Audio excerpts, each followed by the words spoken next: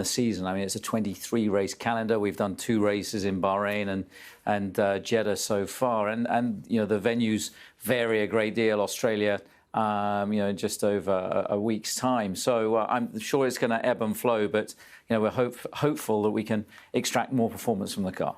I've seen some reports suggesting that Mercedes may tweak their design to bring it closer in design to yours. I guess imitation's the best form of flattery, is it? Yeah, look, absolutely, and you know, the regulations are still relatively young. It's only the 2nd year of these new regulations, so I'm expecting to see an awful lot of convergence during the course of the year, and the grid is going to tighten up. So you know, we need to make sort of hay while the sun shines at the moment while we've got a competitive car. No room for complacency. And yeah, just keep pushing through the season. I mean, you've won 12 out of the last 13 races. Do you worry that your dominance might put some viewers off?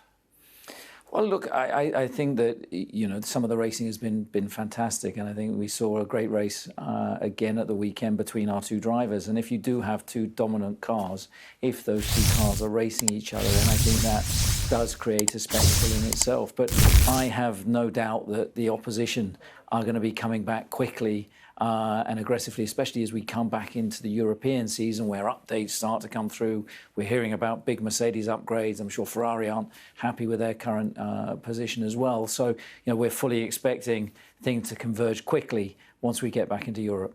Now, you can win the Constructors' title. Only one driver can win the Drivers' Championship. How do you manage the 2 drivers that you have? I mean, there's a lot of talk about how much they get on.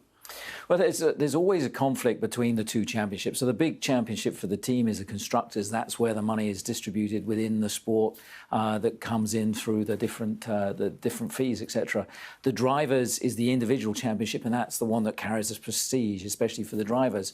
And I think for us as a team, the responsibility is to give both drivers the same chance, the same opportunity, the same car. And of course, it's then down to what they do on the circuit. We've got 2 great drivers, you know, Max and Sergio. There's a healthy respect between the 2 of them, and I expect that to continue.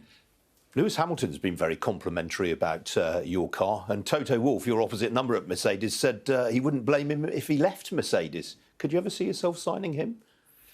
Look, I think, you know, what Lewis has achieved in Formula 1 is second to none, but we're, you know, very happy with the drivers that we have. You know, they're committed as a pair to not only this season but the next season as well.